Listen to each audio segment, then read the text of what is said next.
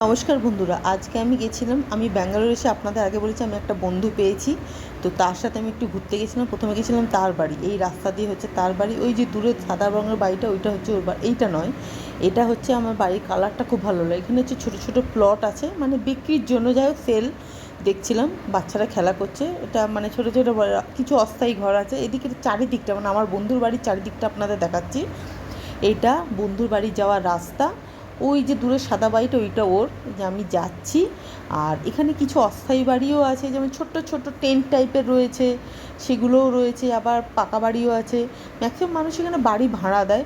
আর পাথর কেটে মনে হয় রাস্তা ফাস্তা সব তৈরি করেছে।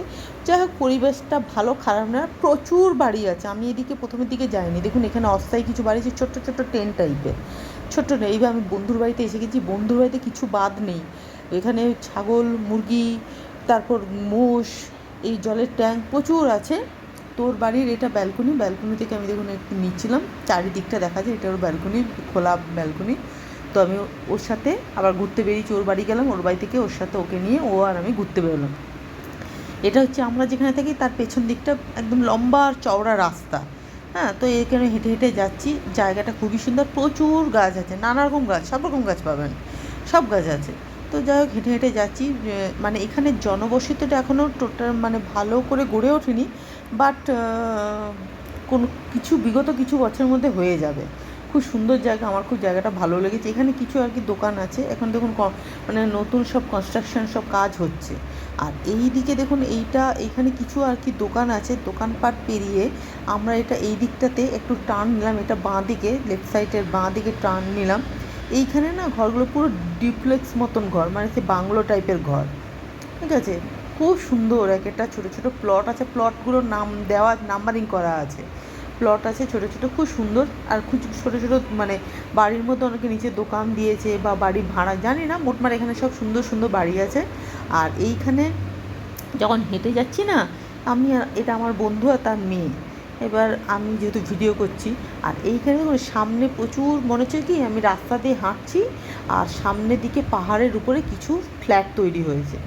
মানে দেখে এত সুন্দর লাগছে, দূর থেকে দেখে মনে হচ্ছে রাস্তা দিয়ে হাঁটছি আর সামনে কিছু ফ্ল্যাট রয়েছে। তো আমি ভিডিও খুব ভালো একটা করতে পারিনি, হেঁটে হেঁটে হাঁটছিলাম, তখন করছিলাম তো। আর যতদূর জানলাম ওটা এয়ারপোর্টের দিক, তো এটা আমি জানলাম, তো আমার জানা ছিল না, কেন এয়ারপোর্টের দিকে আমি জানি না। এটা এক ধরনের লাড্ডু, আমরা একটা দোকানে গেছি, এখানে এই লাড্ডুটা আমাদের বললো ট্রাই করতে, খেতে বললো, 10 টাকা করে দাম। আমরা লাড্ডুটা ট্রাই করলাম, কিন্তু লাড্ডুটা সত্যি কথা বলতে খুব একটা ভালো ছিল না। আর এটা হচ্ছে বেল গাছ, বেল পাতা যেরকম মোটা মোটা, ও আমাকে, হ্যাঁ পাতাটা গোল গোল, আমাদের সেদিন সেদিন এতে পাতাগুলো মোটা মোটা। ওই যে এতে গেছি না, দাঁড়া ওটার নাম কি, আরে আরে আমরা কোথায় গেছিলাম, তিরুপতি। তিরুপতি তিরুপতিতে দেখি না শিব ঠাকুরকে এই বেল পাতা দেওয়া আছে। আমি একটু মেয়েকে বলি সবাই দেখো, এটা উপরের পাতা, তো উপরের পাতাটাও একই রকম, মানে শক্ত শক্ত। দেখো, আসো। আমার তো অবাক লাগছে।